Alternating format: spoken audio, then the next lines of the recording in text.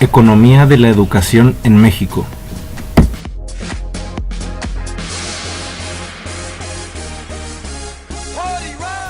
¿Qué entendemos por economía de la educación?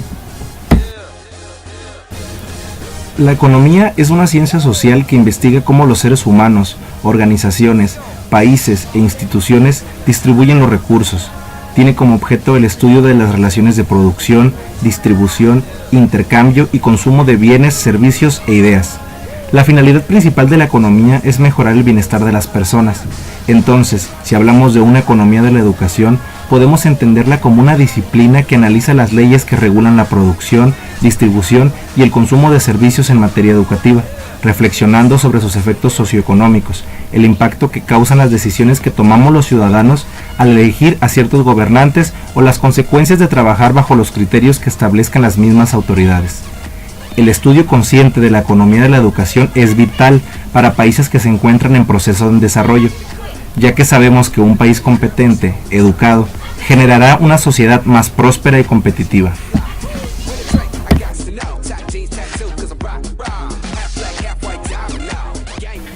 Ahora mencionaremos algunos antecedentes históricos referentes a la economía de la educación. Douglass North, pionero de la nueva historia económica, propuso 3 factores básicos para que se pueda generar el desarrollo económico de un país.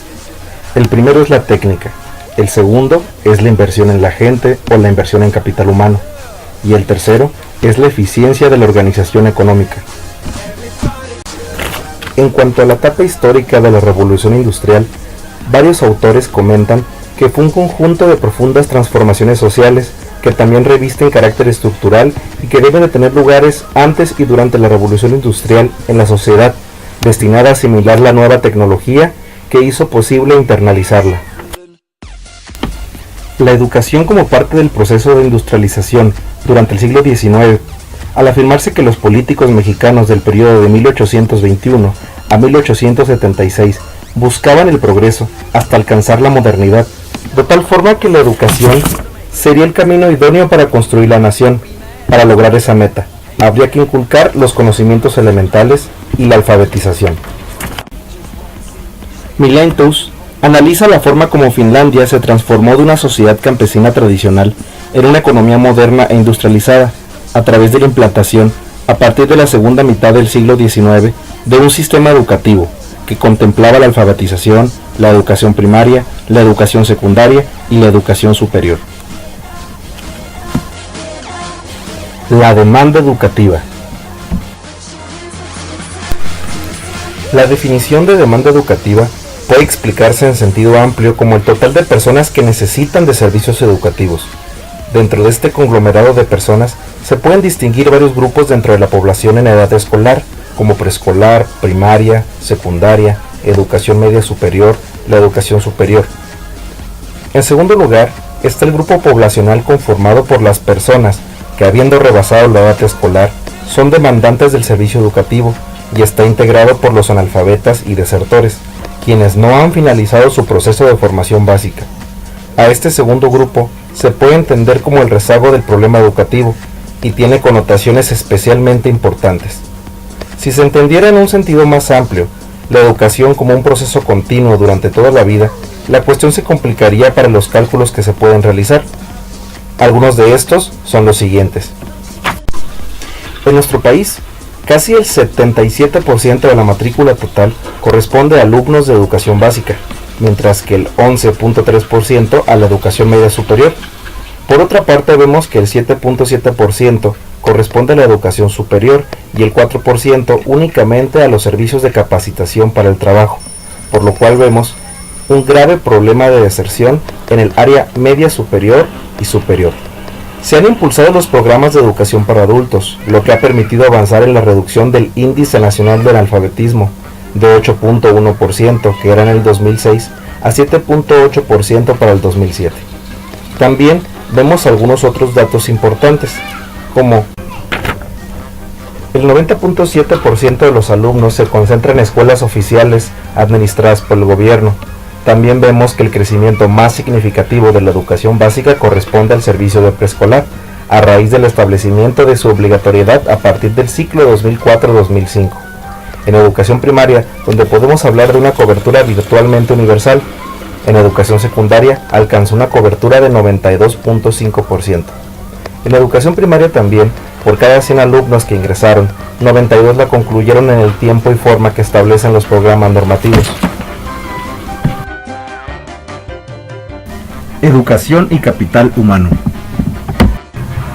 Toda actividad que contribuye a la formación para el trabajo es una inversión en capital humano, que al igual que cualquier inversión, constituye un sacrificio de recursos presentes, con la intención de obtener una cantidad mayor de recursos futuros.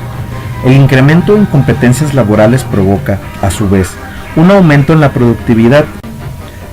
Al introducir la perspectiva de la decisión de adquirir formación como una alternativa de la inversión, la teoría del capital humano considera que el razonamiento que realizan las personas cuando deciden mejorar sus competencias para el trabajo es el mismo que las conduce a comprar un departamento para alquilarlo o a colocar dinero en un banco.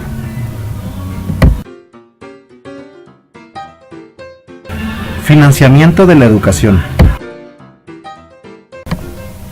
En México, la provisión de la educación corre a cargo del Estado, desde la primaria hasta el posgrado. Es uno de los instrumentos más poderosos que tiene el gobierno federal en materia de política social para alcanzar la equidad entre los diferentes estratos de la sociedad. También es uno de los rubros del gasto.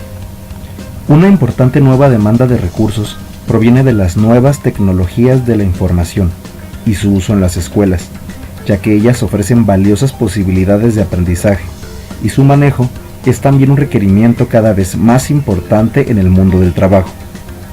Actualmente, el gasto educativo que se aplica en nuestro país puede... También podemos definir una serie de problemas al distribuir el gasto en materia educativa. Uno de los tres principales es el uso político de los recursos. Otro de ello es la falta de mecanismos en la rendición de cuentas. Y por último encontramos la falta de indicadores para evaluar la funcionalidad. Es por eso que encontramos alguna serie de recomendaciones para mejorar. Primeramente, se debe buscar la articulación del sistema educativo federal y el estatal para garantizar la transparencia del empleo de los recursos en materia educativa por los gobiernos locales. Otra de ellas es que el costo por alumno es un instrumento básico para la planeación y el presupuesto de las políticas educativas. Es importante también el monitorear los recursos empleados en la educación para la verificación de los procesos y así reducir los mismos costos. También debe existir una evaluación constante para la mejora de los programas educativos.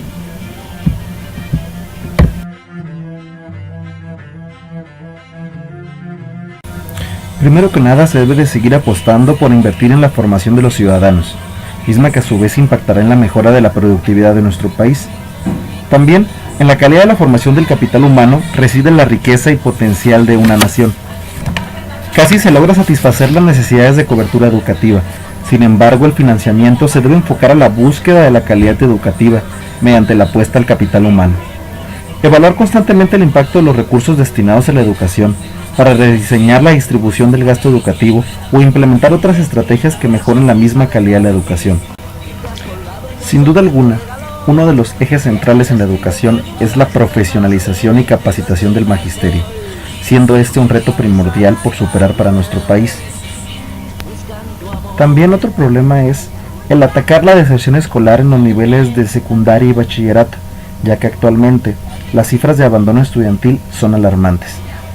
Otro reto es el concientizar a los padres de familia sobre las tareas formativas que ellos deben realizar, pero que actualmente se traspasan a los maestros.